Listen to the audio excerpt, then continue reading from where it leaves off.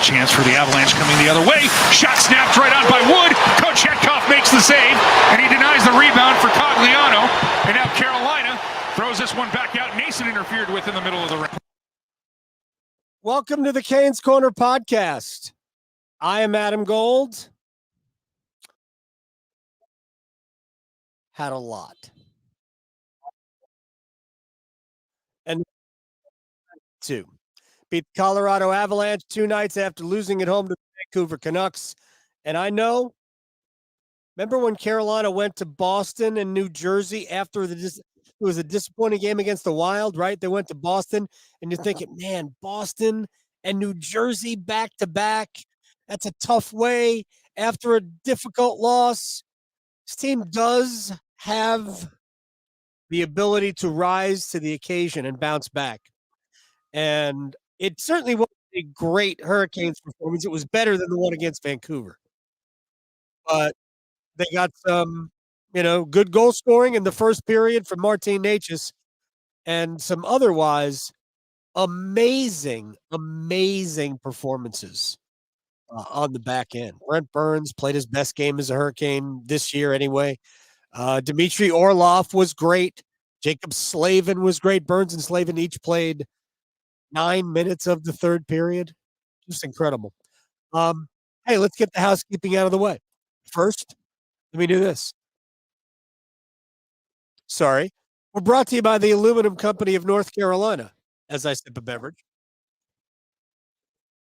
If it's for the exterior of your home, you can find it at the Aluminum Company of North Carolina. On Hamlin Road in Durham, no place like it. Sammy Hanna and his crew do a great job. You should check them out for all of your exterior home improvement needs. They are the best company I have ever dealt with. I wouldn't tell you that otherwise. They really are tremendous. Customer service is what they do best. I mean, anybody can put a window in your house, right?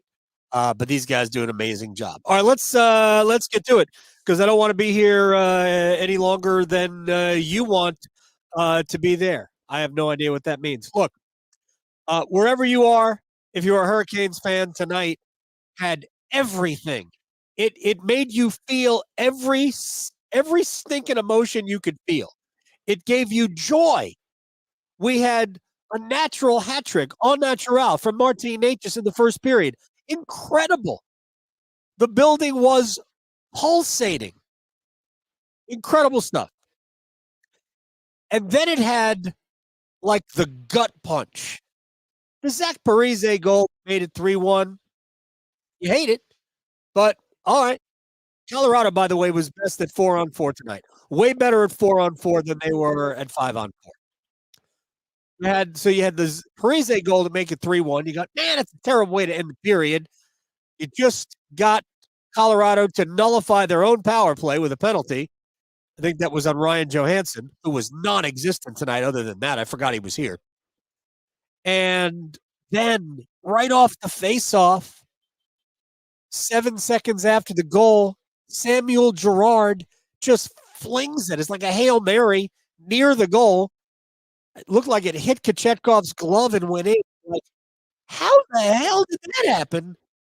And so you went from pure joy and elation to, oh my gosh. And I asked Walt Ruff in the first intermission. He talks to us in the first intermission during the games every game. I said, does Rod Brindamore have a decision to make here? Because to me, that's the kind of goal that might get you pulled.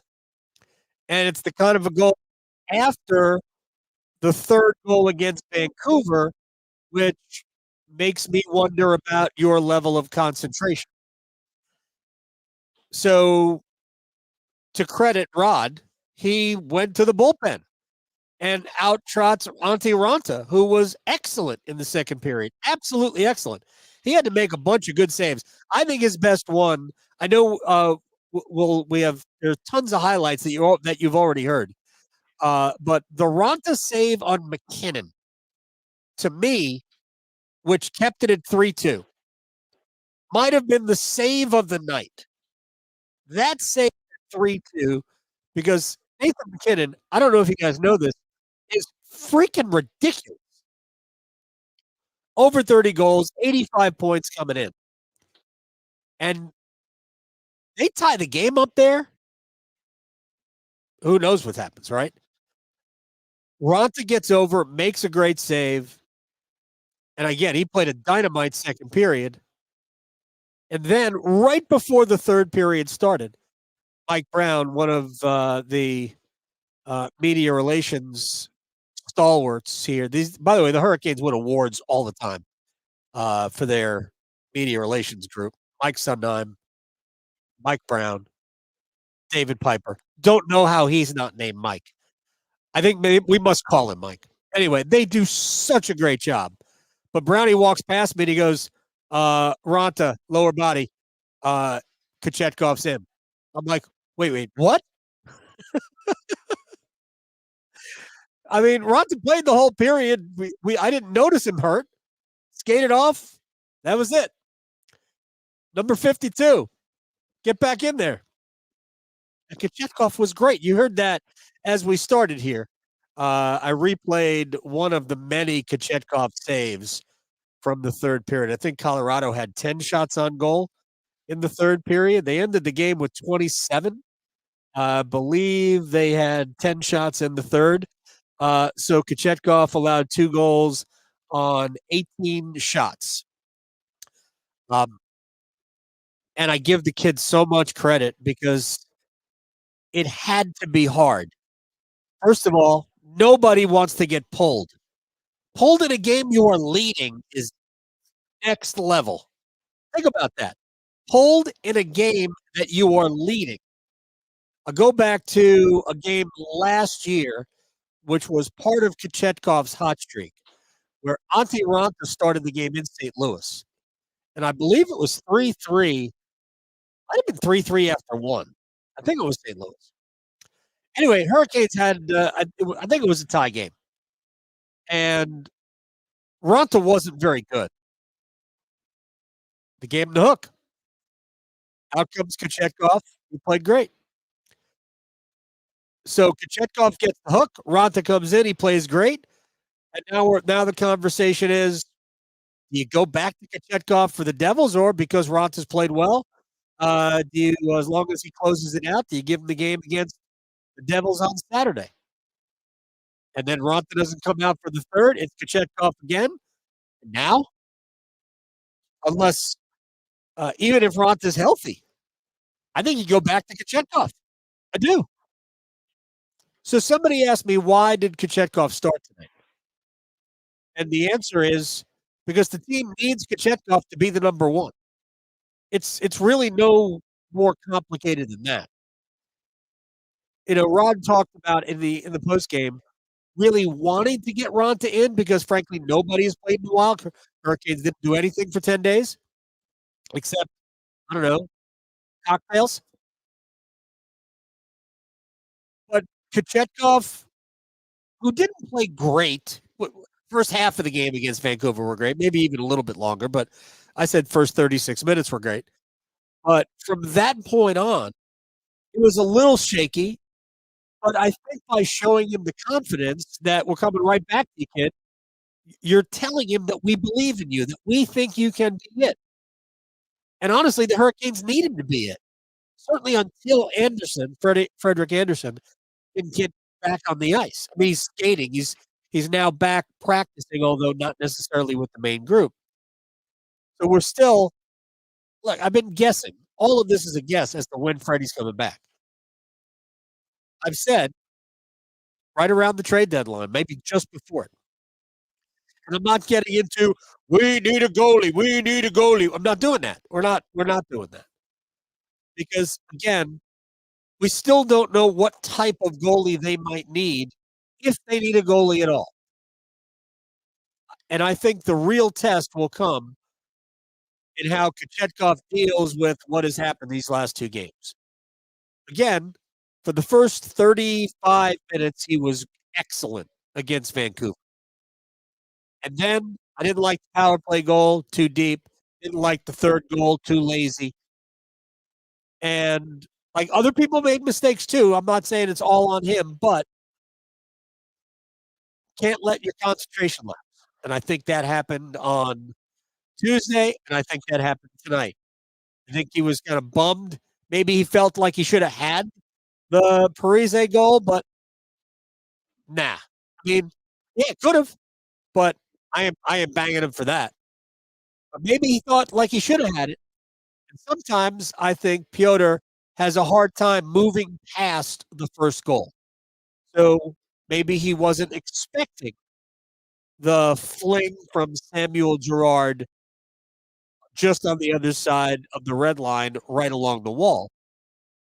But that's what happened, and he botched. It was a howler. He botched it into a goal. But both goalies deserve credit. Raanta for coming in and playing as well as he did in the second period, and then Kochetkov for coming back and playing the third. I mean, awesome. So there's that. There's the Martin Necas hat trick. Second fastest hat trick in Hurricanes history. Natural hat trick. The fastest one, also in the first period, Corey Stillman back in, I think it was November of 2007. And Stillman had his third goal at 11:29 of the first period. Necas was just inside of 17 minutes. I think it was 16:51, if I'm not mistaken. Yeah, so it took Necas had an earlier goal in his hat trick than Stillman did, but Stillman was done by 11:29 of the first period. What's taking you so long, Marty? Very good. Good stretch for Necas. 7 goals in the 7 games since he returned from the injury. Hey, hopefully we'll see Andrei Svechnikov against the Devils on Saturday night. Team could use it, really use it. They're scoring enough goals, but we need to see 37 on the ice, especially since Svech and Aho had so much good chemistry, and now we are getting this version of Teuvo Teravainen, the real Teuvo Teravainen. For my money, best player on the ice the last 2 games for Carolina. I thought he was their best player against Vancouver.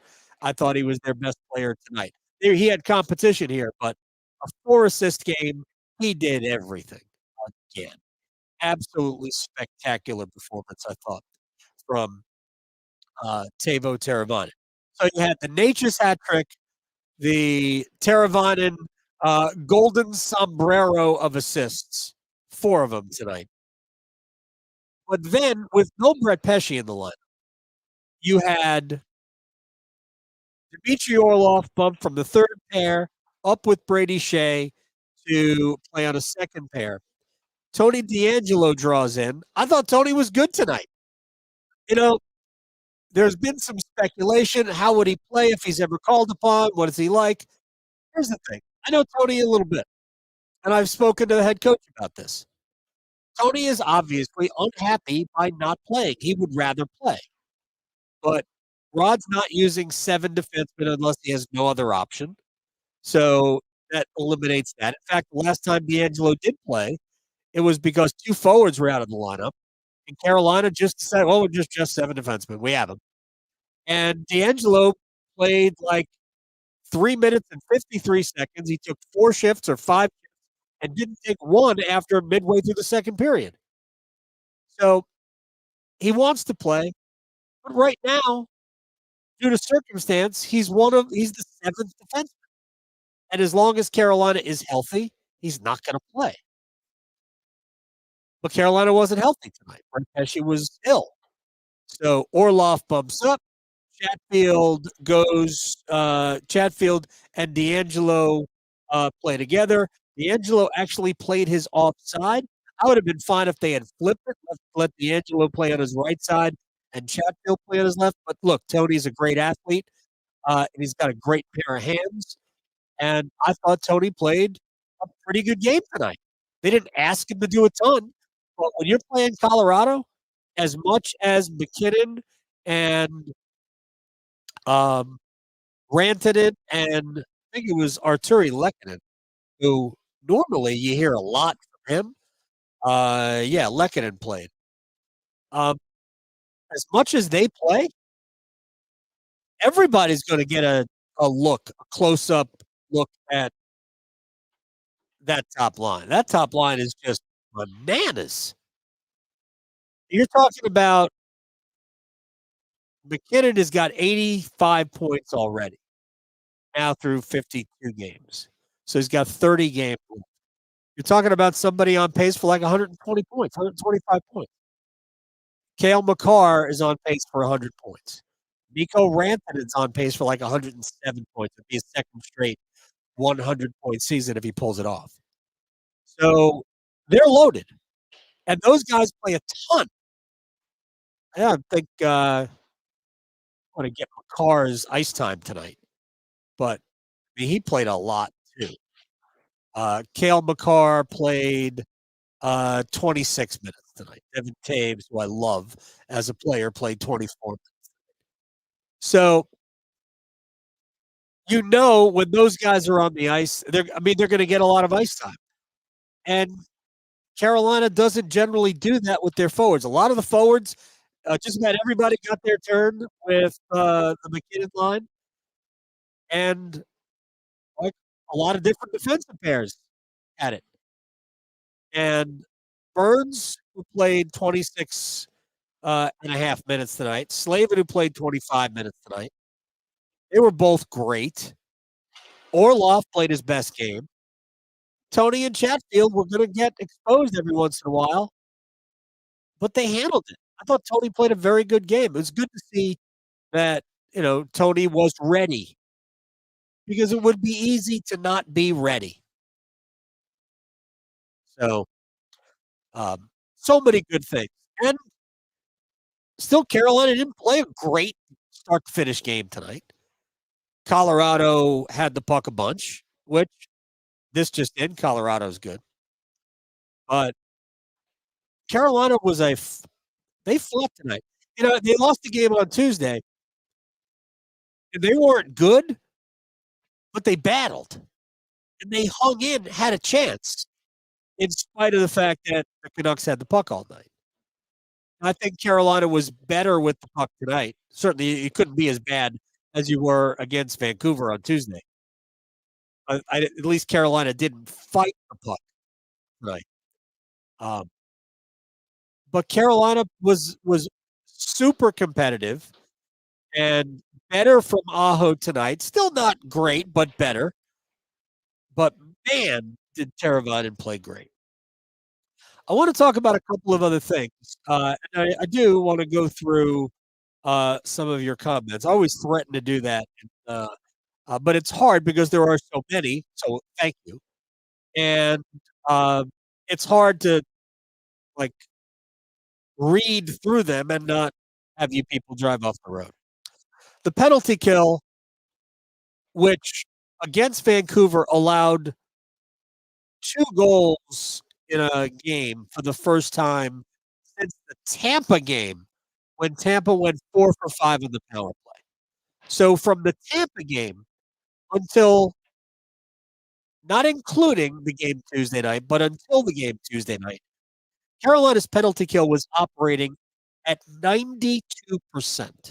They had allowed a total of 7 power play goals in that stretch. We're talking about 30 games. Power play goals are few and far between. Colorado got 6 power plays. Now, they weren't all long ones. Colorado killed 3 of them themselves, but 2 of the ones that they killed were long enough to at least create something, but they didn't. A couple of chances. They had 2, maybe 3 shots that found the mark on the power play. But Carolina's kill is just amazing. It's actually better than the power play, and the power play is amazing, which went 1 for 6 tonight, which was not great. Again, Hurricanes had a couple of really short power plays at the end. They count. But it was a great special teams night for Carolina. You got the power play. You had another one pretty dangerous in the third period that didn't score. but you got the power play goal to give you the separation, make it 4-2. That pass from Teuvo to Bunting for the power play goal should be behind a paywall. I think you need age verification. You need to be 18 or over to view that online. I'm pretty sure parental controls are in effect. PK has just been stellar.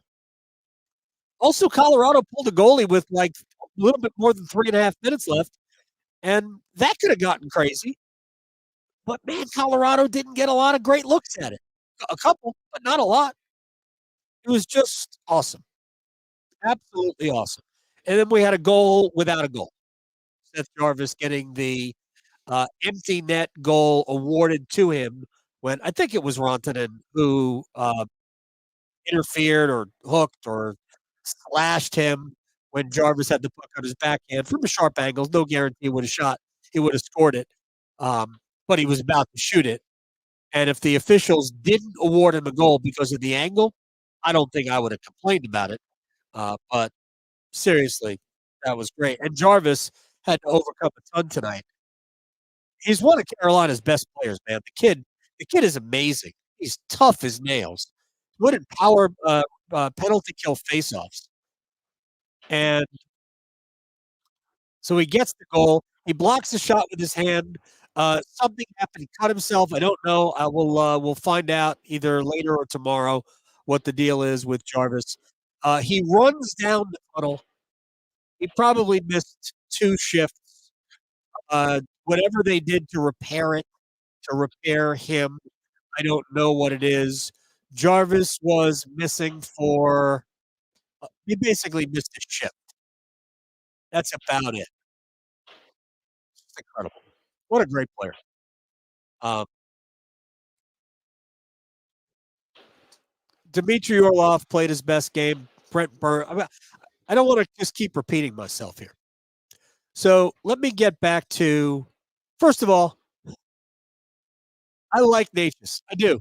I want Necas to be great all the time. I thought he was great in the first period.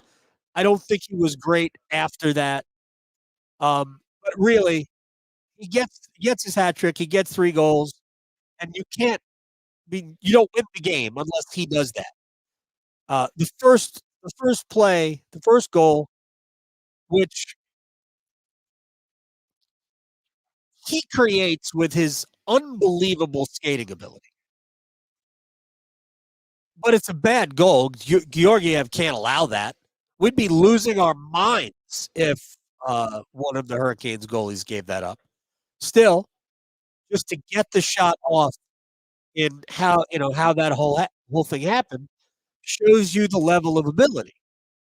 The second goal, right spot, guard spot, great finish. Carolina about to get a delayed penalty in their favor, and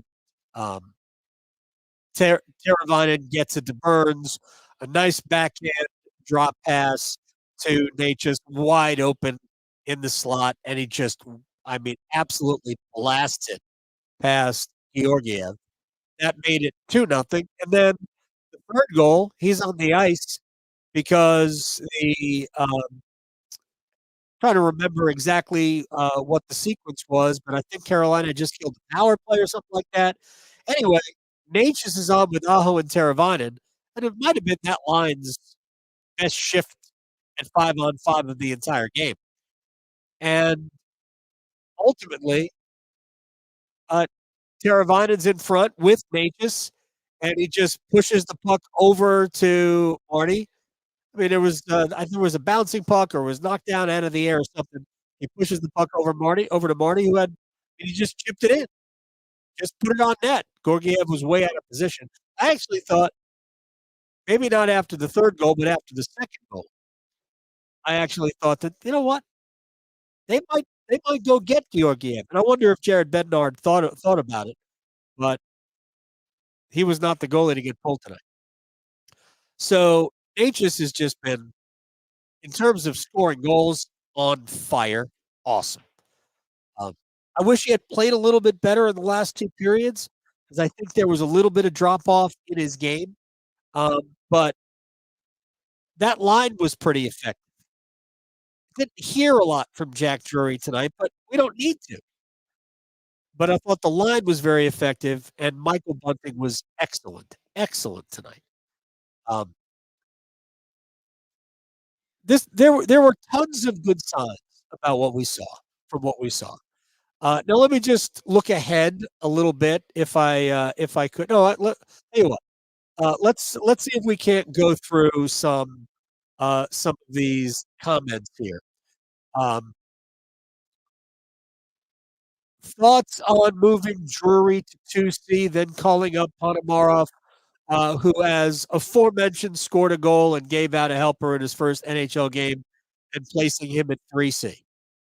Um, I hate to be the head coach here, but we're not going to number the lines except for the fourth line.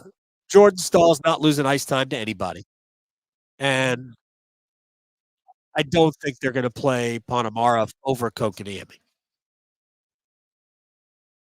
We might agree that Kotkaniemi's ceiling, really where he's best suited for this team, is as a fourth line center. But I don't think the Hurricanes are going to scare a Stanley Cup if you've got Drury, Kotkaniemi, or Drury and Ponomarev as two of your four centers. Sorry. We can't fall in love with prospects and players like that. You want to put like, in my opinion, the Hurricanes still need to go out and get a real second center. I don't think they will, but I think they need to do that. So, um, that's to me. I don't think you do that. I don't think you bring up Ponomarev. I don't think really. I mean, I like his future. I don't think he's a future star. If I were the Hurricanes, I wouldn't hesitate to include him in a trade if I get what I need. Um, maybe he's the upgrade. Maybe he's an upgrade over Drury over time, to be honest. If you can't move Kotkaniemi, that's going to be a difficult trade. Going to be very, very difficult to move somebody who still has 6 years remaining on a $4.8 million contract. So, yeah, I don't think they're doing that. Um, but we'll see what the Hurricanes do at the deadline. We are exactly a month away. The 8th of March, I believe, is the trade deadline. So we still don't know if they need a goalie, and if they do, what type. Kochetkov's play here, and I don't think it can be overemphasized how difficult it must have been for him to come back. But what Kochetkov is over these next couple of weeks will determine whether or not the Hurricanes have to go out and get another goalie. Because Anderson will come back. We have no idea what he's going to look like when he does, but he will come back. And you'll have Anderson, Kochetkov, and air quotes, theoretically, a healthy Antti Raanta, who again played really well. And I will point this out one more time. The last two playoff seasons, when Raanta has been called into action, he has been there. He has been very good. And so I think the Hurricanes, first of all, they've got about $7 million in deadline cap space.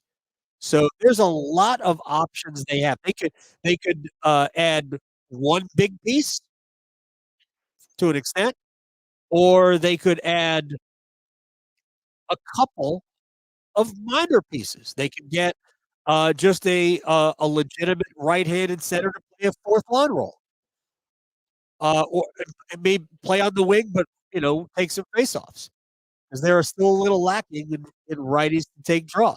Seth Jarvis was good tonight, I think. I don't know what his overall numbers were in the faceoff circle, but he won a couple of big defensive zone draws on power plays.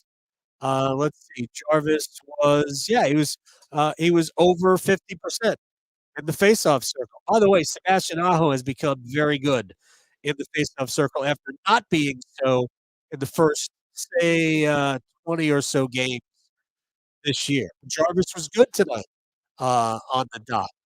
And so, do they just go add like a minor piece who's a right-handed centerman? And then, because I also think they need to add like legitimate defensive-minded defenseman that can not necessarily play, but they need depth on the blue line. Right now, Carolina's okay. You've got 7 NHL defensemen. Pesci will come back maybe Saturday, assuming he feels better. It's an illness, not an injury. But you probably need 8, maybe even 9 NHL defensemen. And I do not consider Dylan Coghlan to be in that category. If he's your 9th, but I think you gotta have 8, and I thought the way Tony DeAngelo played tonight, I thought that was an encouraging sign, I really do. Let's see, uh, might be an unpopular topic, but does anyone think that Jordan Staal is starting to decline a bit? Yes, I think he is starting to decline a bit, but still freaking good, and, Jordan Staal is not coming out of the lineup. Um, I think he is a better skater than you do, apparently. Um, and he's not coming out of the lineup. So we'll just leave it at that. Let's see. The Canes were like Pangea tonight. As one, I cannot wait to see this team in the playoffs, especially with a healthy 37. That's the thing that they missed tonight. You miss. I said this last time, or I think I used it even in the Storm Watch. The underlying numbers, the the advanced metrics without Andrei Svechnikov, they look pretty similar to what the metrics are with Andrei Svechnikov. The power play numbers are, I mean, not quite as good, but it's still like 26% on the power play, 27% on the power play. So the power play is at like 28%. So the possession metrics, the expected goals, all of that is the same without Andre. But we all know better. And it isn't just what it can be. We've watched it. We know it's better with Andre there. So, and as Rod said the other day, when Svechnikov is there, he puts Jarvis with Staal and Martinook. It adds a scoring element to that line, and now they should have 4 balanced lines. And this will be the last thing I'll say. I do think that Kotkaniemi is starting to show signs of a pulse. He wasn't as good today as he was against Vancouver when I thought he was really good. But you can tell it's coming. Now, to what extent it will impact them when it does get there, I can't tell you. But he played better tonight. He played much better. No, he played much better Tuesday. I thought he was good tonight, but he didn't jump off the screen. And don't whine about Necas not being one of the 3 stars. Don't be that person. The stars don't matter. They don't get money if they're the first star. They don't get a cookie if they're the first star. It's my job to tell you who the 3 best players are. We're not rewarding people just for goals. I didn't say Necas was bad. Don't translate that. Best player was Teuvo Teravainen. Frankly, not close. Best player by a lot. Although, shouts to Michael Bunting, who was excellent, and Brent Burns, who was great, and Orloff, and Jarvis. That kid. Um, that's it. It was fun. Whalers on Saturday night. Wear your emerald green pants like the Hurricanes will for warm-ups, like the Whalers will for warm-ups. So until then, we're brought to you by the Aluminum Company of North Carolina. If it's for the exterior of your home, you can find it at the Aluminum Company of North Carolina on Hamlin Road in Durham. No place like it. Sammy Hanna and his crew do a great job. So check him out at aluminumcompany.com. James writes, I love Raanta. However, he always seems to be playing through pain. I would love to give Martin another chance to see what he's got. Spencer Martin played really well in Boston. I'll just leave it at that. If Raanta can give them a handful of games before Freddie's available to come back, then that's what we do.